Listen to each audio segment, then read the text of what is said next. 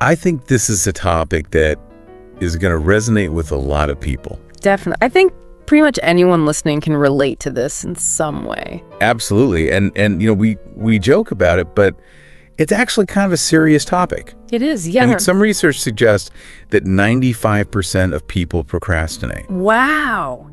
That's almost all of us. That's a huge number. Yeah. So it's clearly not just a small handful of people who are just lazy. It's something deeper. Right. It's something that's kind of built into us as humans, I think. It's this desire to avoid things that are unpleasant, even if we know logically that maybe we shouldn't. Right. It's going to cause problems later. Yeah. And it's interesting because, it's that thing of like, you've got a deadline coming up, but instead of working on it, you're cleaning the house or you're watching a show. Yeah. You're rewatching a show for the 10th time or something like that. Exactly. And it's all driven by fear a lot of the time. Fear of making mistakes, or even sometimes fear of success. Oh, fear of success. Now that's an interesting one. Yeah. Why would anyone be afraid of success? Well, sometimes, deep down, maybe we don't believe we deserve success, or we're afraid of the changes that it might bring. And so we kind of self-sabotage and procrastinate as a way of staying in our comfort zone. I see. So it's almost like a defense mechanism. Yeah, in a way. So we've talked about why we procrastinate. It's not just laziness. It's this much deeper thing. But how do we actually stop? Knowing why doesn't necessarily make it go away. Exactly. And thankfully, there are lots of strategies that we can use. The first step is really just being self-aware, recognizing your patterns and what your triggers are. Okay, so what are some telltale signs that someone's a procrastinator?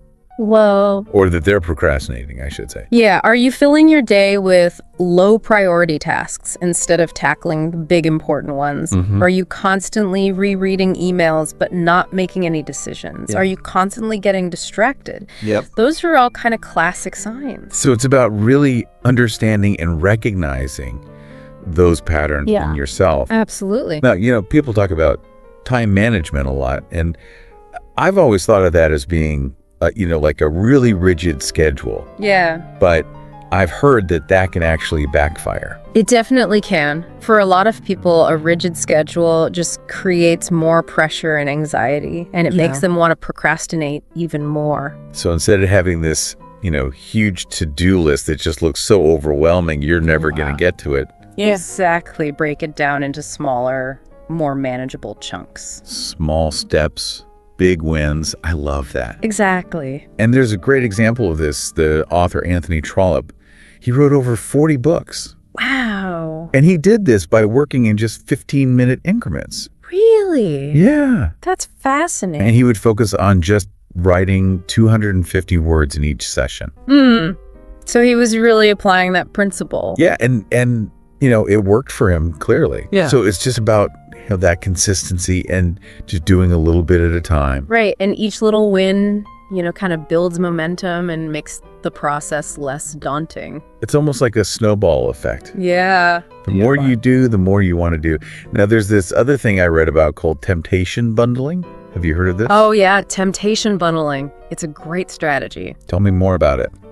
Well, it's basically pairing something that you really enjoy with a task that you've been putting off. Okay, so for example, I only let myself watch my favorite TV show while I'm doing the ironing. Exactly. Okay. Or maybe you only listen to a certain podcast while you're exercising. That's a good one. Yeah. So it's about kind of tricking your brain into enjoying the task a little bit more. Yeah, exactly. Hacking your brain's reward system. Now, what about visualization and commitment devices? Oh, those are great tools as well. Okay, so tell me, what is a commitment device?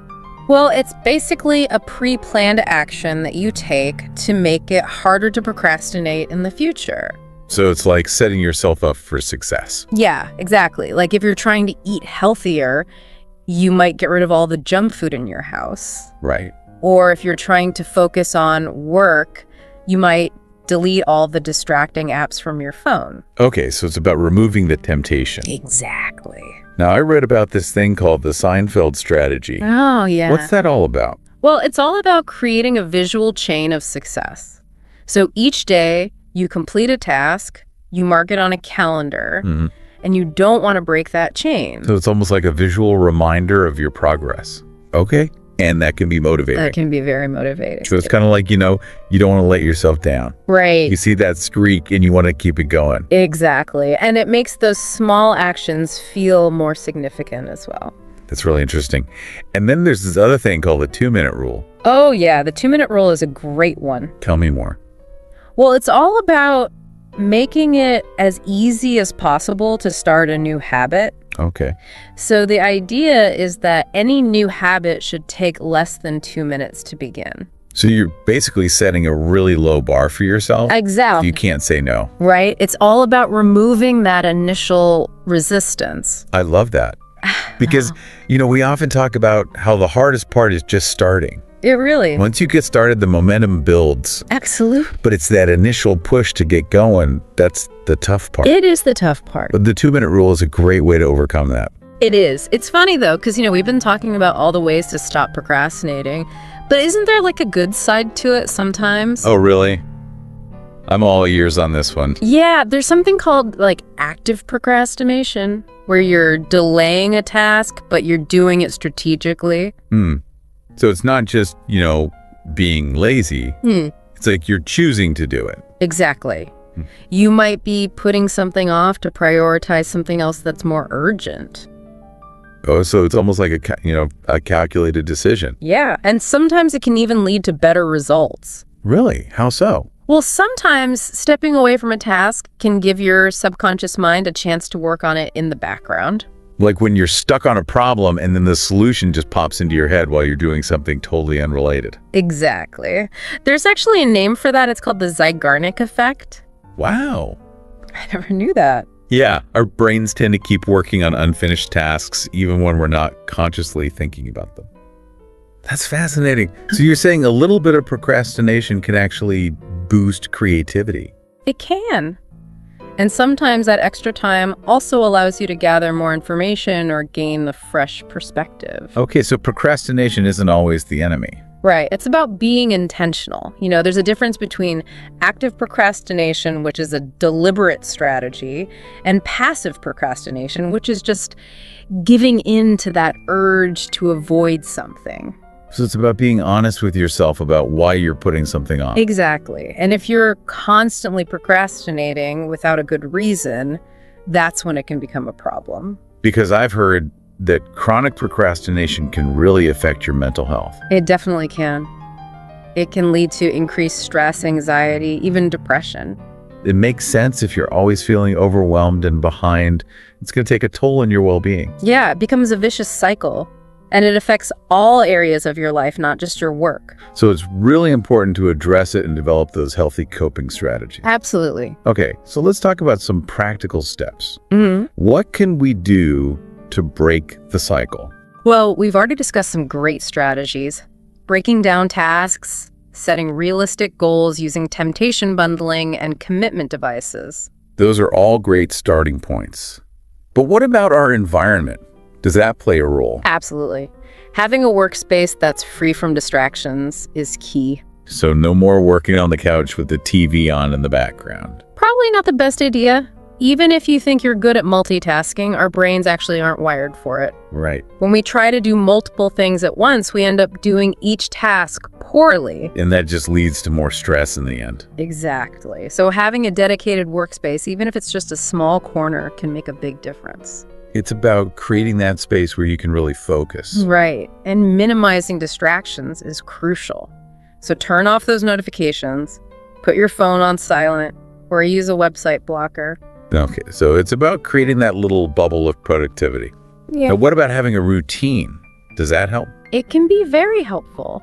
There's a method called the Ivy Lee method, which is a really simple but effective way to structure your day. Tell me more about that. Sure. So basically, you write down the 6 most important tasks you want to accomplish the next day, and then you rank them in order of importance. So you're basically prioritizing your to-do list. Yeah. And then you focus on completing the first task before moving on to the second. So it's about eliminating that decision fatigue. Exactly. Because when you know what to tackle first, you don't waste time trying to figure it out. I like that. It's about creating a system. Right. And we talked about the Seinfeld strategy earlier, using those visual cues to track your progress. Yeah, that's a great way to tap into our brain's reward system. Right. Seeing that chain of successes can be really motivating. It's a visual reminder that you're moving towards your goals. Exactly. And sometimes that's all it takes to keep going. You know, something that's really resonated with me through all of this is the importance of self-compassion. Oh, I agree. Because, you know, we often beat ourselves up when we procrastinate, which just makes us feel worse. Yeah, it's like we're adding fuel to the fire. Exactly. Instead, we should be focusing on understanding our triggers and finding healthy ways to cope. Absolutely. And we need to celebrate those small wins along the way. Because those small wins build confidence and keep us motivated. Exactly. And remember, procrastination is a journey, not a destination. There will be days when we slip up. We're all human, right? Exactly. But the key is to be kind to yourself. Get back up and keep moving forward, right? It's about progress, not perfection. Yeah. You know, and that's so important, especially these days when we're constantly bombarded with messages about, you know, instant success and like effortless productivity. It's true. Yeah, it's like you're supposed to be hustling all the time. Right. It's that whole hustle culture thing. Yeah, and if you're not, then you're failing. Exactly. But the reality is, you know, we're not robots. We're not. We all have limits. We all have struggles. Yeah. And sometimes, you know, the best thing to do is just step away for a bit. Absolutely. You know, take a break. Give yourself some space. Yeah, give your brain a rest. Yeah, because if you're feeling stressed and overwhelmed, you're not going to be able to think clearly anyway. No, you're not. You're going to be making decisions from a place of stress, and that's not usually a good thing. Right. So sometimes the smartest thing you can do is actually just step away from the task. Step away and come back to it later with fresh eyes. Yeah. Or even just, you know, take a walk, get some fresh air. Yeah. Listen to some music. Meditate. Do something to just kind of reset. Right. Because it's not about avoiding the work. It's about managing your energy. Exactly. Finding ways to be more productive in the long run. Well, Sarah, this has been such a fascinating conversation. It has. I feel like I have a whole new understanding of procrastination and how to deal with it. Me too. So for everyone listening, I hope you feel the same way. And if you enjoyed this deep dive, be sure to like, share, and subscribe to our YouTube channel for more. Yes, please do. And, you know, leave a comment below. Yeah. Let us know, what are your strategies for overcoming procrastination? We'd love to hear from you. That's right. Until next time, happy productivity.